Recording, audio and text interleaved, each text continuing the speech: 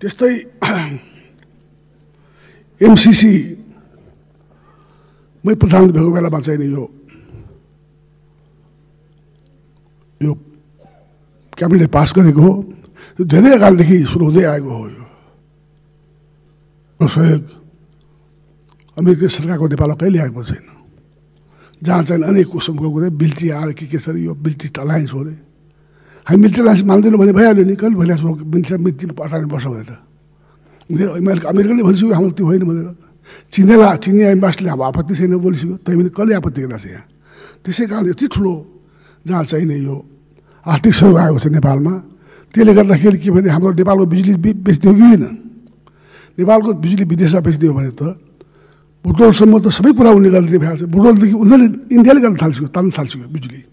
बुटोलदेखि इन्डियाले बिजुलीको लाइन तान्ने कुरा गरिसकेको छ। बुटोलसम्म पुर्याउनलाई के आपत्ति भयो। नेपालको बिजुली भारतमा निर्यात गर्ने हो बिजुली बेच्ने हो भने हाम्रो देशमा यति ठुलो चाहिँ नि यो जलस्रोत भण्डार भएको देशमा बिजुली पैदा हुने धेरै प्रचुर सम्भावना भएको ठाउँमा त्यो भारतले किन्ने सम्भावना बढेको बेलामा यसमा अमेरिकाको सहयोग त भारतले झन् गर्न सक्छ। त्यो कुरामा चाहिँ किन रोकिरहेको छ। नेपालको चाहिँ यत्रो ठुलो जलस्रोतबाट आम्दानी हुने कुरा फाइदा हुने कुरामा किन रोकिएको छ। कुनै हालतमा भने यो चाहिँ हामीलाई चाहिँ हुँदैन अगाडि बढाउनुपर्छ भन्ने मेरो पार्टीको चाहिँ नि हाम्रो ऊ छ। यसमा चाहिँ नि तपाईँहरूले पनि यो सरकारले पनि वचन दिएको छ। कतिपल्ट कति हुन्छ भने हुँदै हुँदै भइरहेको छैन। छिटो बेला चाहिँ नि यस सदनमा पास गर्न अनुरोध गर्न चाहन्छु। एमसीसीको बारेमा त यो संयुक्त सरकारको साझा न्यूनतम कार्यक्रम एमसीसी बिर्सिनु भयो क्या। एमसीसी त यहाँ त खै मैले त देखिनँ यता कतै एमसीसी छैन कहीँ। अनि केपी ओलीले कतै एमसीसी पास गर्नुपर्छ भनेको क्लिप खोजेर वातावरण बनाउन खोज्नुहुन्छ। गाली गर्ने फेरि मेरै क्लिप बजाएर वातावरण बनाउन खोज्ने। तपाईँहरूको कार्यक्रम संयुक्त सरकारको साझा न्यूनतम कार्यक्रममा एमसीसी के गर्नुहुन्छ भन्नु परेन। चुपचाप लागेर नेपाली जनताले जान्न चाहेको छ। सम्माननीय प्रधानमन्त्रीज्यू के गर्नुहुन्छ एमसीसी तपाईँ त बहुत मजबुत प्रधानमन्त्री हुनुहुन्छ। 165 सिट तपाईँको साथमा छ तपाईँको पछाडि छ स्ट्रङ। कसैको सपोर्ट चाहिँदैन कसैको मद्दत चाहिँदैन। त्यो 165 को सबल जत्थाले के भन्छ एमसीसी पास गर्ने फेल गर्ने के चुप लाग्छ।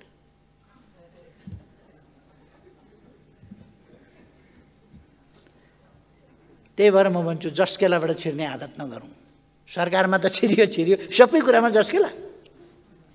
एमसीसी यहीँ छ नि टेबलमा छ। एमसीसी यहाँ टेबलमा छ पेश गर्नु भन्नुहोस्। निर्णयार्थ यहीँ भइहाल्छ नि। आफैसँग 165 छ 165 आफैसँग छ नि। निर्णयार्थ प्रस्तुत गर्दछु भनेपछि त 165 वटा ताली दुईटै dam dam dam dam dam dam बज्ला नि त। एमसीसी को सवालमा पनि हामी छलफल चलाइरहेका छौँ। छलफल चलाएर कसरी त्यसको अन्तर्वस्तु के छ, ती कहीँ त्रुटि कमजोरी छन् भने सच्याउनु पर्ने कुरा छ भने कमिटमेन्ट दिनुपर्ने कुरा छ भने ती के हुन् भन्ने बारेमा पनि हामी छलफल गरिरहेका छौँ। 3 जनाको कमिटी बनाइएको छ। यो कमिटीले पनि अध्ययन गरेर आफ्नो निष्कर्ष अगाडि सार्नेछ। हामी जनभावनालाई पनि हेरिरहेका छौँ, जनभावनालाई पनि विचार गरिरहेका छौँ भने एमसीसी भित्रको अन्तर्वस्तुमा पनि प्रवेश गरिरहेका छौँ। यी सबै कुरा गरेर नेपाललाई कुनै पनि किसिमको सैन्य गठबन्धनमा त्यसमा समावेश गर्ने कुरालाई हामी स्वीकार गर्न सक्दैनौँ। र अहिले एमसीसीसँग जोडिएकाहरूले यो गठबन्धनको अङ्ग होइन भनेर हामीलाई प्रश्न पार्न कोसिस गरिरहेका छन्। हामी उनीसँग पनि संवादमा रहेका छौँ। यसलाई हामीले राम्रो वातावरणमा सहज वातावरणमा हामी अगाडि बढाउन चाहन्छौँ र विशुद्ध आर्थिक सहयोगको विषय बनोस्। सेनासँग या अन्य कुराहरू कुनै कुराहरूसँग नेपालको सार्वभौम सत्तासँग जोडिने कुरा नहोस्। छिमेकीहरूमाथि कुनै किसिमबाट असर पर्ने कुराहरू पनि नहोस्। भन्ने कुरामा हामी सजग पनि छौँ। म कमरेड प्रचण्डको पनि आलोचना गर्न चाहन्छु।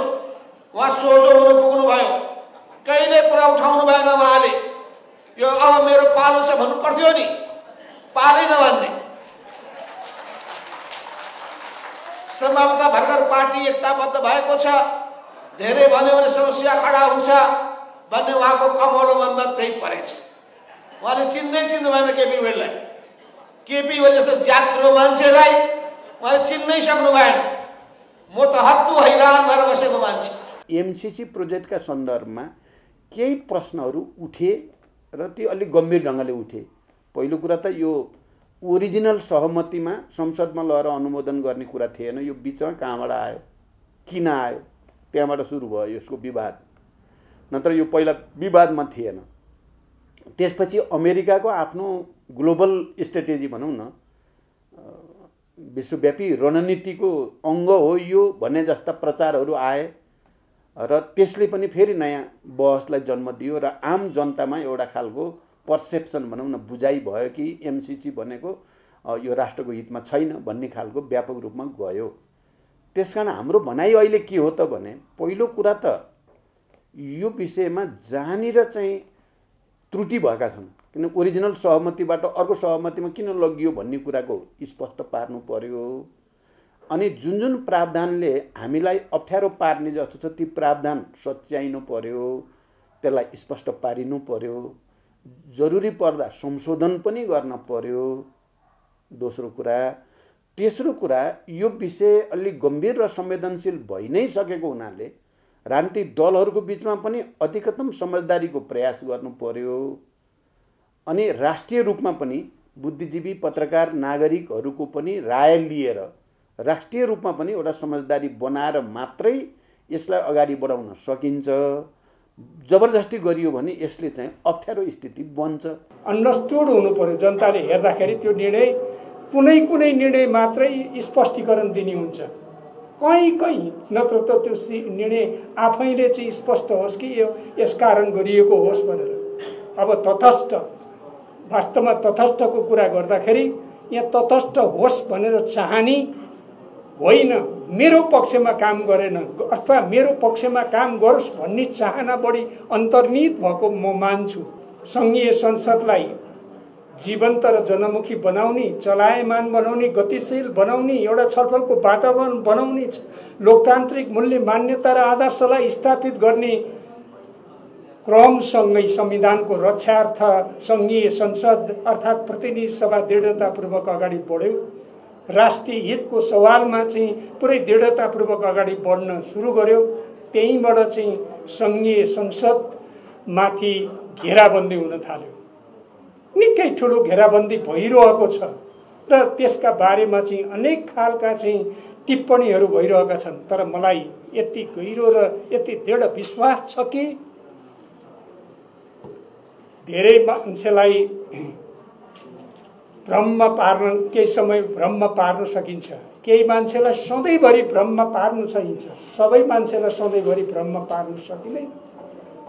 महान बहसका बिचबाट भयानक भ्रमको अन्त्य हुन्छ र महान सत्यको जन्म हुन्छ। अहिले भर्खरै बढी चर्चामा आएको एमसीसीको जुन एउटा मुद्दा छ, यस्ता मुद्दामा हामीले राष्ट्रिय सहमति कमसेकम यो गठबन्धनका जुन घटकहरूको बिचमा एउटा सहमति जुटाएर हामी अगाडि बढ्न सकेनौँ भने यही बहानामा भित्र बाहिरी शक्तिहरूले खेलेर गठबन्धन तोडिदिने अनि त्यसपछि फेरि अर्को ढङ्गले प्रतिगमन अगाडि आउने खतरा छ।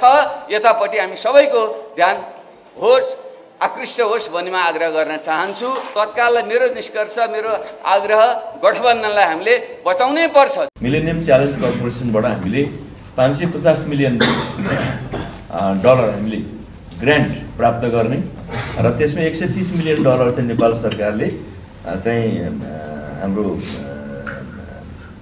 क्याचमेन्ट फन्ड हाल्ने भनेर सहमति गरे अनुसार त्यो पैसा हामीले नेपाल सरकारले सम्झौता गरेको छ। तर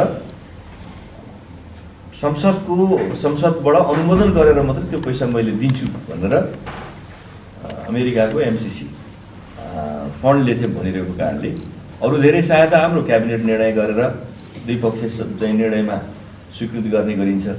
यो पैसा चाहिँ हामीले क्याबिनेट निर्णयले मात्रै पुग्दैन, संसदकै अनुमोदन चाहिन्छ भन्ने शर्त नेपाल सरकारले पनि मानिदिएको कारणले गर्दा अहिले अब पार्लियामेन्टमा नगइकन यो म दिन्न भन्ने र यो पैसा लिनुहुन्न भन्ने बहस विवाद पनि तीव्र छ। यही बिचमा अब सरकारले सम्भवतः यही हाल्नु सेसन किन चाहिँ यो अधिवेशन डाकियो यति छिटो भन्दा एमसीसी पारित गर्न भन्ने प्रसङ्ग चलिरहेको छ। हिजै पनि सर्वदलीय बैठक बसेको कुरा छ। बैठक हाम्रो पार्टीले त्यसमा सहभागी भएन, तर अरू दलहरू बसे बिना निष्कर्ष टुङ्गियो अथवा सर्वदलीय भनौँ न सरकार पक्षका दलहरूकै बिचमा पनि विमतिहरू चाहिँ चरम रूपले चाहिँ परस्पर चाहिँ विमति पैदा भयो। अहिले पास गर्नु हुँदैन, यसलाई लिनु हुँदैन भन्ने दलहरूको भनाइको कारणले गर्दा अब प्रधानमन्त्री र अन्य दलहरूको बिचमै पनि गम्भीर असहमति देखिन्छ। अब प्रधानमन्त्री यो गर्ने कि नगर्ने भन्नेमा छन् र यो घटनाले नेपालको अहिले देखा परेका यी कतिपय राजनीतिक सङ्कटलाई अरू गहिर्याउने हो कि भन्ने अवस्था पनि देखा पर्दैछ। यो सम्झौता अविलम्ब खारेज गर्न सभामुख महोदय मार्फत सरकार र प्रतिनिधि सभाका सम्पूर्ण माननीय सदस्यहरूको ध्यानाकर्षण गराउन चाहन्छु। योजना आयोगको उपाध्यक्ष अमेरिकाको राजदूत भइसक्नु भएको र हाल भारतको राजदूतमा नियुक्ति भएका शङ्कर शर्माजीले पनि प्रतिनिधि सभामा छलफल नै भइ नसकेको एमसीसी सम्झौताको समर्थन गर्नुभयो। यसकारण आफ्नो पद अनुकूल आचरण नगर्ने र संसदमा विचाराधीन विषयलाई नागेर समर्थन गर्ने शङ्कर शर्माजीलाई भारतीय राजदूतबाट फिर्ता लिनु जरुरी छ। नेपाल उद्योग वाणिज्य महासङ्घका अध्यक्ष शेखर गोल्छाले एमसीसी सम्झौताबारे छलफल भइरहेकै बेला छलफल गर्नेहरूलाई खोक्रो राष्ट्रवाद भनी आरोप लगाएको हुनाले यो सम्झौताको विषयमा उद्योग वाणिज्य महासङ्घका शेखर गोल्छाजीले जुन बोल्नुभयो त्यो मिल्दैन। उहाँले 76 करोड भ्याट छली गरेको समाचार आएको छ र स्रोत नखुलेको कम्पनीमा विदेशमा लगानी गरेको छ। सम्पत्ति शुद्धिकरणले शेखर गोल्छामाथि छानबिन गरिनुपर्छ भन्ने म यहाँ राख्न चाहन्छु सभामुख महोदय।